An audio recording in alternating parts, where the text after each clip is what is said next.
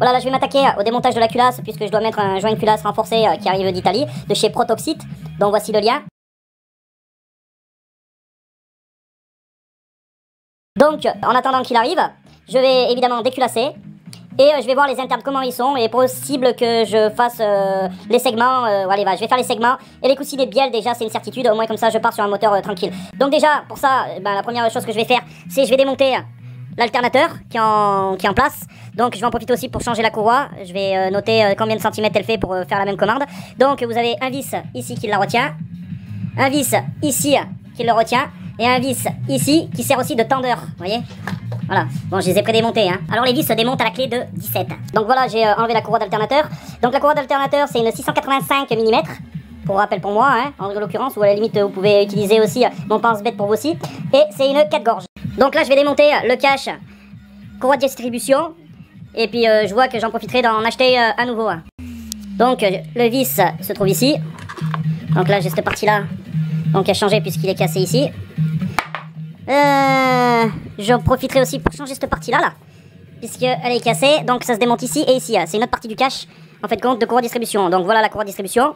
Je vais la caler avant de la démonter pour en fait de compte savoir où c'est qu'il faut piger. Et ils sont où les repères? Vu que c'était cassé, j'avais pas fait attention, mais ici aussi vous avez un vis qui retient le cache. Je vais enlever maintenant la poulie de dumper qui s'enlève par ces 3 vis. À savoir que je mettrai celle de la CI Cento 1,1 litre pour la bonne et simple raison que celle-ci elle est équipée direction assistée et en l'occurrence sur la CI Cento on n'en a pas l'utilité. Voilà, j'ai démonté la poulie dumper, donc je vais caler ma distribution avant le démontage de la culasse pour être en fait de compte en phase la prochaine fois que je dois la remonter, à savoir que je la remonterai avec une pompe à eau neuve. Pourquoi? Parce qu'à chaque changement de courroie de distribution, lorsque la pompe à eau est interne, donc la pompe à eau est ici, changez la pompe à eau. Lorsqu'elle est externe, changez-la seulement quand elle fuit. Et aussi, ça coûte pas grand chose, changez à chaque fois évidemment les galets tendeurs et autres. Donc pour plus de facilité, étant donné que j'ai commandé des bougies, dont voici la référence, celle que je vais mettre. J'ai essayé des NGK, en fin de compte pour ce moteur Fire. Il est préconisé plutôt par ceux qui ont l'habitude de rouler avec ces moteurs là en turbo, de rouler plutôt en Bosch. Donc je vais suivre leurs indications et leur expérience, comme par exemple Emmanuel qui m'a donné justement cette info là. Donc je vais démonter la bougie avec vous. Là pour voir l'état. Oh putain, qu'est-ce que c'est que ça? Alors, en tant qu'il n'a pas tourné, hein. À mon avis, ça. Tiens, d'ailleurs, ce qu'il y avait comme bougie dessus, c'était des NGK. Double électrode. Donc voici les bougies démontées. Alors je pense que cette saleté, en fin de compte, c'était la saleté qui était autour puits de bougie. Donc voilà. Bon, elles sont pas. A priori, elles peuvent borner encore, mais bon, hein. On va partir sur un jaune neuf. Ça coûte 10 €. On va pas se ruiner. Par contre, si vous achetez des NGK. En iridium, on n'est pas du tout dans les 10 € comme les Bosch que je vous ai montré. On est plutôt à 10 balles la bougie. Hein. Alors avant de démonter la courroie de distribution, je prends mes repères. Bon, de toute façon, ça a peu d'incidence puisque Bracam, je le bougerai, je pense, pour pouvoir le nettoyer, etc. Donc les repères. Alors, de ce que dit plusieurs livres, le premier repère se trouve ici, de l'Arbacam. Donc on me confirmera. Voilà, c'est-à-dire ici, qui va ici. L'espèce d'encoche qui se trouve sur la culasse. Et il y a une encoche sur la poulie de l'Arbacam qui se trouve ici. Donc on se base ici par rapport à ici. Et alors j'ai l'impression que les dents, je suis pas vraiment précis là, on me dira. Hein, les amis, je compte sur vous. C'est pas moi qui l'ai fait, hein, ça c'était mis comme ça. Et là il y a 2 écoles. Il y a une école qui dit le repère se trouve ici. Donc du Villebrequin là-dessus. Ou il y en a une autre qui dit que c'est ici. C'est-à-dire sur l'espèce de boursouflure là qu'il y a triangulaire. Alors j'ai besoin de vos avis avisés. Parce que si je me mets, ouais je sais normalement il faut pas aller en arrière. Bon bref, sur la boursouflure, ici, je suis pas du tout calé, parce que pour être calé, il aurait fallu que je sois ici. Donc, qu'on me le dise, bon, quoi qu'il en soit, je vais démonter la courroie de distribution, et caler ici, sur ce point-là, et ici, sur ce point, ici. Voilà, qu'on aura le temps de me confirmer si c'est bon ou pas, en commentaire, et sur une autre vidéo, lors du remontage, j'expliquerai si oui, c'était bien à cet endroit-là qu'il fallait le mettre.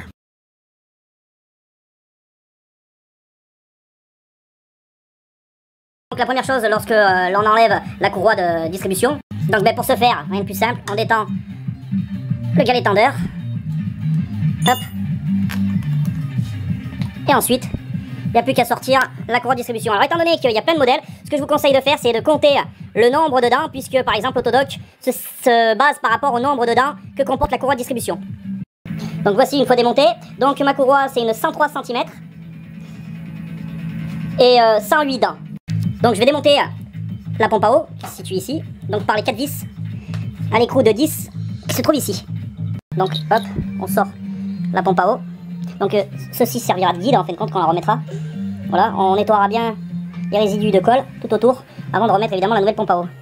Donc je vais m'attaquer maintenant au démontage de la culasse. Donc pour ce faire, démonter le cache culbuteur, vous voyez, par les 4 vis, dont un qui est caché ici, un ici, un ici et un ici. On changera le joint évidemment lors du remontage. Évidemment déplacer ici le support de fil. Bon, je l'avais prédémonté, hein.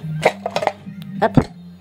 Donc on dévisse à la clé de 13 ici, ici, vous voyez, les boulons qui retiennent la culasse. Alors évidemment il y a un ordre de desserrage dont voici le plan. Vous allez galérer un petit peu pour retirer celui-ci, puisqu'au gros pan, il a du mal à y accéder. Donc vous pouvez y aller que au petit pan, vous voyez, celui-ci il rentre pas, il va vous falloir, voilà, petite clé. Donc voici un vis de culasse. Donc moi une chose que je vous conseille c'est de changer les vis qui retiennent la culasse à chaque démontage. Donc on pense aussi à changer le joint de cache culbuteur. Donc ça, hop, ça part à la poubelle. Procéder au démontage de la culasse. Voilà, faites-vous aider d'un pied de biche. Parce que des fois c'est collé et ça demande vraiment de l'effort, quoi. Comme j'ai eu le cas. Hop là. Donc. Et voici les cylindres. Donc on voit l'état. Donc la culasse, prenez un endroit où c'est que c'est relativement souple pour pas abîmer en fin de compte le seuil, sinon ensuite elle risque d'être abîmée et puis ça risque de vous faire des défauts d'étanchéité. Donc là on va gratter tout autour l'ancien joint de culasse pour avoir un support très propre. Donc voilà l'état de la culasse. Bon, elle est relativement propre, hein. On voit les chambres, elles sont pas trop sales. Vous voyez, le joint elle est décollé, donc décollez-le. Et ensuite, et une fois que ça sera fait, on nettoie bien aussi toutes ces parties là. Donc voilà, j'ai nettoyé les résidus de joint de culasse sur la culasse. C'était un peu exécrable à faire, tout en faisant attention de ne pas abîmer en fin de compte la culasse, quoi, hein. D'autant plus que je crois que la tolérance est vraiment minime concernant le resurfaçage, donc faire attention de ne pas le rayer, hein. Et idem sur le bloc moteur. Donc là je vais procéder au changement des segments ainsi que les coussinets de bielle. Alors ça sera pas à refaire le moteur, mais bon, et passer au noir les cylindres. J'ai marqué les pistons et le sens qu'ils ont. Pourquoi? Parce que lorsque je le remettrai, ben, en fin de compte, je saurai dans quel sens ils étaient et où était le piston. Pourquoi? Parce qu'il suffit que ça soit légèrement ovalisé, entre guillemets, quoi. Eh bien, j'ai peur que qu'on mette d'un cylindre à l'autre, et bien après on retrouve du jeu ou à moins trop de frottement. Donc voilà pourquoi je préfère mieux remettre les pistons dans les cylindres où ils étaient. Donc voilà, là j'ai retourné le moteur, je vais procéder donc au démontage des chapeaux de bielle, en prenant aussi garde du sens qu'elles ont. Donc les vis ont été retirées, donc ce sont des vis comme ceci, vous voyez. Hop là. Alors moi, ce que je fais, hein, vous faites comme vous voulez, je desserre un petit peu et je desserre un petit peu de l'autre côté. Voilà, hop. Pour pouvoir avoir à chaque fois le même équilibrage de desserrage, quoi. Et j'en ferai de même pour le serrage. Donc voilà, j'ai enlevé tous les chapeaux de bielle. Maintenant je vais sortir les pistons. Et là. Alors donc on les pousse, hein, simplement. Voilà, avec une seule main, c'est pas évident. Voilà, là on le voit presque sortir. Ah, il sort là le bébé. Voilà le piston. Donc il y a les 3 segments, dont le coupe-feu, l'étanchéité et le racleur. Alors je sais pas si c'est bien le bon ordre que je viens de dire. Alors je regarde aussi, parce qu'a priori il n'y a pas les ergots, je regarde comment sont mis les segments là, les écartements, comme ça. Ah, ils sont pas très propres, quoi. Il y a pas mal de calamine. Donc le piston numéro 4, enfin que j'ai appelé numéro 4, voilà les segments où ils se trouvent. Enfin, je veux dire les... Ah, c'est marrant, hein. Ils sont pas le bon nombre de degrés exactement. Bon, vite fait comme ça, et bon, une petite amorce là, de rien du tout. Ouais, c'est relativement propre, hein. Ça roulera, hein. Alors donc pour ma part, j'ai pas démonté le vilebrequin, puisque en fin de compte, le jeu est bon dans les tolérances, et que les mantons, je crois que ça s'appelle comme ça, hein, si j'ai pas de conneries, sont pas usés. Donc quelques rayures légères, rien de grave, voilà. Ça sera l'eau noire, ça va peut-être le revenir un petit peu, ça sera suffisant. Ah oui, alors autre chose, pivoter le vilebrequin comme ceci. Voilà, parce que si il vient comme ceci, le vilebrequin, et ben ça risque de déranger que l'eau noire descende jusqu'au bout. Donc en le mettant, aïe mes doigts, comme ceci, il peut descendre jusqu'en bas. Par contre, fait intéressant là, je constate qu'au fond là, on voit les pissettes, alors là, la voilà la piscette d'huile qui viennent refroidir le cul du piston. C'est pas tous les moteurs qui le proposent, donc en fin de compte en montage turbo c'est un plus. Donc voilà, là je vais passer les cylindres à l'eau noire, enfin à l'eau noire, hein, c'est en un seul mot, hein. Donc ce qui va me permettre en fin de compte de rayer les cylindres alors voyez, c'est un grand mot, hein, on va dire plutôt déglacer les cylindres, pour que lorsqu'on va mettre les segments neufs, eh bien, un certain filet d'huile plus un certain rodage va pouvoir se créer entre les deux. Donc ça, c'est un appareil que j'ai acheté sur eBay à 10 balles. Je suis un peu dégoûté parce qu'il est relativement petit. Sur Mécatechnique, il est beaucoup plus gros et qualitatif, mais le prix c'est pas le même, c'est 30-40 balles quoi. Donc j'espère qu'il va tenir pour mes 4 cylindres, si vous avez que 4 cylindres à faire, ou 6 dans l'absolu, ou 8. Ben, en espérant que ça puisse faire au moins les 8 cylindres quoi, ou 10, ou 12. Bref, vous comprenez ce que je veux dire pour un seul moteur quoi, hein, en espérant. Je vais le mettre ça sur une perceuse, et pendant 30 secondes, des oscillations de vers le haut, vers le bas. Je vais vous montrer. Alors voilà l'état des pierres une fois que j'ai fait les 4 cylindres. Donc vous voyez, vous avez largement de quoi faire un 12 cylindres, hein, avec le haut noir. Alors votre piston, vous prendrez bien garde de bien nettoyer les gorges. Donc vous voyez, là les gorges, elles sont encore sales malgré un nettoyage à l'ultrason. Voilà, j'ai acheté ça sur Alibaba. Voilà, la qualité, bof quoi, hein, ça fonctionne moyennement. Mais bon, je l'ai acheté 15 balles. Donc, vous voyez, avec un segment cassé, on enlève la calamine. Une fois que vous avez passé votre cylindre au noir, vous allez prendre un vieux segment et on va contrôler le jeu à la coupe pour savoir quel segment on doit prendre. Moi ça je le savais pas, c'est Guigui qui me l'a expliqué. Donc pour bien faire, c'est que vous prenez un piston, hein. Hop, bon là évidemment vous enlevez le chapeau de bielle, hein. Et vous le mettez, voilà, dans le cylindre. Pourquoi? Parce qu'en fin de compte, quand on va mettre le segment, vous voyez, on va le mettre dedans. Quand on le met dedans, vous vous calez sur la tête du piston. Voilà, comme ça, ainsi, voilà, tout le long. Vous contrôlez que vous êtes bien plaqué contre la tête du piston. Comme ceci, ça va vous permettre, en fin de compte, que votre jeu soit égal. Parce que si le piston, enfin si le segment, il est légèrement comme ça, le jeu ne sera pas le même évidemment. Ensuite, avec une cale, mesurez le jeu à la coupe. Le jeu à la coupe doit être compris entre 0,25 et 0,5, évidemment, suivant la taille du piston. Mais ça, veuillez vous référer directement à votre RTA pour savoir exactement quelle est l'épaisseur préconisée. Si votre jeu de segment est trop grand, vous serez obligé de prendre...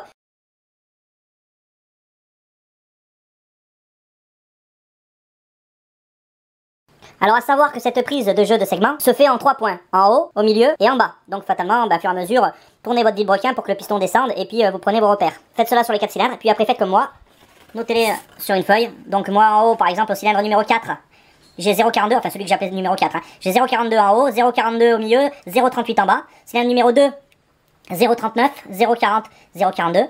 Puis après cylindre 3, 0,41, 0,40, 0,41. Puis après cylindre 1, 0,40. 0,40, 0,40. Donc en l'occurrence, pour ma part, je n'ai pas la peine de prendre des segments à valeur un peu plus grande quoi. Moi des standards, ça me suffit. Alors voilà, j'ai reçu mon joint de culasse de chez Protoxide. Alors donc c'était super bien emballé, donc bravo à eux. Le délai, ça a été à peu près 3 semaines. Mais bon, c'est normal, à cause du Covid, ça a été un peu compliqué. Donc c'est du 3 mm. Ça a été fourni avec quelques autocollants, donc c'est sympa. Voilà. Puis là, j'ai reçu mon stock de pièces de chez Autodoc.